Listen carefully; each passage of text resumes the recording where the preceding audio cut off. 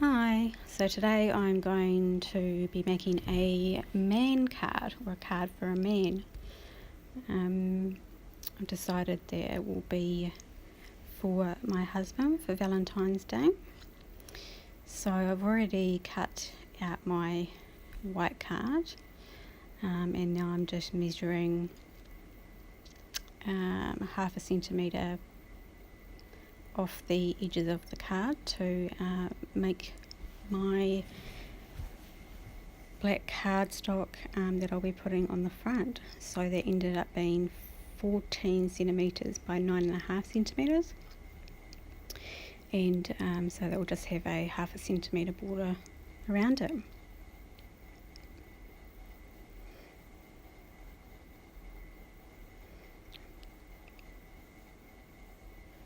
Okay, so I measured that out, and next I decide I'm going to make like a gold pattern on the black part of it. So what I'm doing is I'm just checking the stamp that I'm using to make sure that I'm using the right side.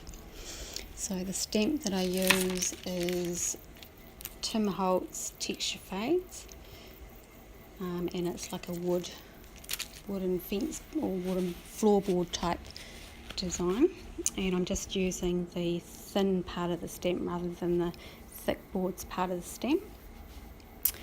And I'm going to emboss it, so I use the Ranger Emboss It dabber. So for that I need to make sure that the glue's coming out before I start using it, so you just make sure you tap it on or dab it on the plain piece of paper before you start using it, to make sure it's coming out. And then I work quite quickly with this to make sure that the glue doesn't dry out before I put it on the cardstock. And you don't have to be too careful with this, but make sure there's enough on there to make sure that the embossing powder sticks. So once I've done that, I put the embossing powder all over.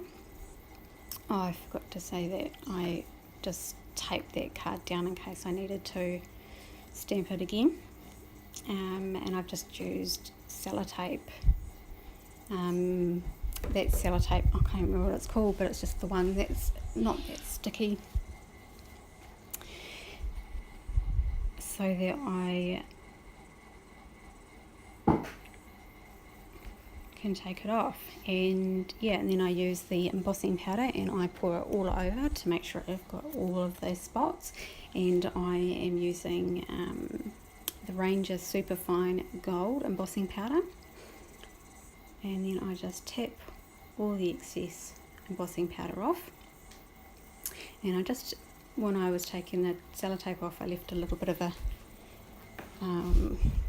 print there. I pushed too on the wrong spot, so I just go back later and just use a fine brush and just take that little bit out. And with this I just put all the excess back into the jar, and forgot, but I just did a little funnel so that it was easier to pour back in. Oh, and then pop the lid on it so it doesn't blow away.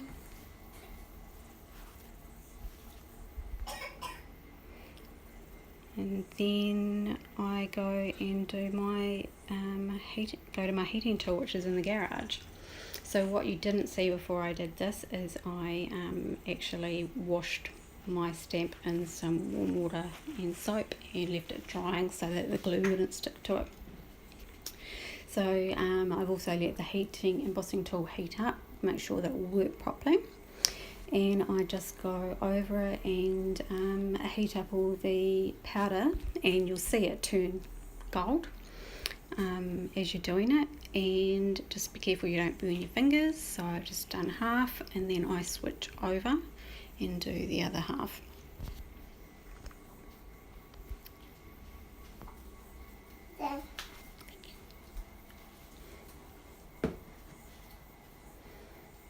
And it doesn't take very long at all to just melt finely, and yeah, look really, really cool. So as I said before, when I'm putting the glue on, I'm not too fussed about whether it's really perfect, because it sort of looks like a mossy in between the boards, so I quite like that effect that it has done there. So yeah, you can just see there how it looks, and it looks really, really cool. Okay, so I'm back and I'm going to finish off the card. So the embossing's all done. I just use double-sided tape to put to the back of the card. It's really easy stuff to use until you come to having to peel it off. I always find that it's so annoying. So I just put it on two sides, and I don't trim it close when I'm doing it like this. So I find it quite hard to make sure that I'm actually cutting the right part. So once I've finished doing this, then I will just trim it right to the edge to make sure that there's no tape overhanging.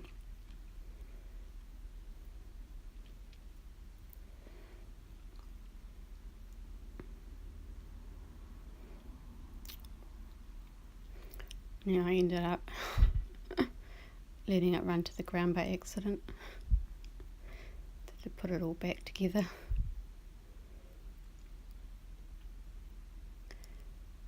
Yeah, so this is now where I just trim off the little bits now. It's a lot easier doing it like this.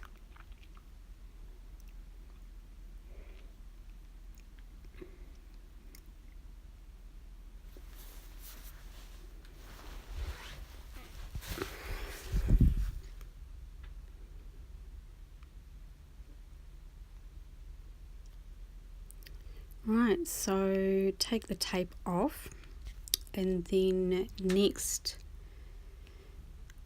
I will be putting it on the front of the card.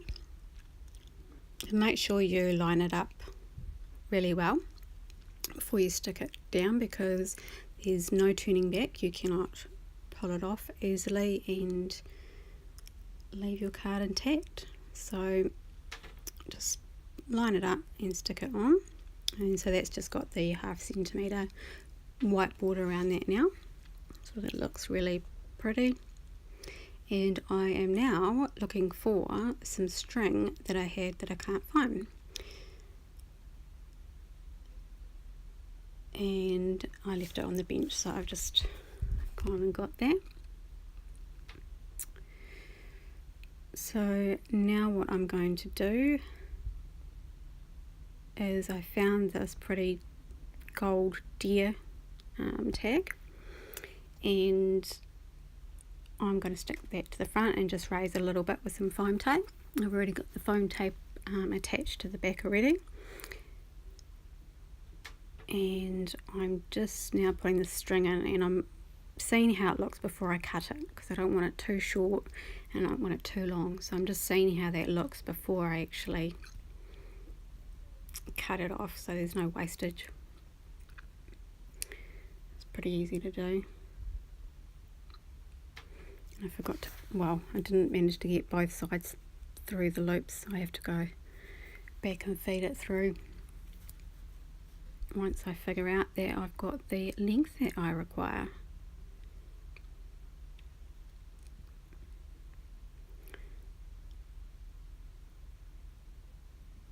I'm just feeding that back through the hole there, and then I don't have to tape or anything, it's just going to stay there when I cut it off. So I just stick that down, and I just have a slight little border so that I can see the black all the way around the tag, and then I cut it off evenly. So this card, as I said at the beginning, is going to be for my husband for Valentine's Day, and it's going to say, "Happy Valentine's Day, dear."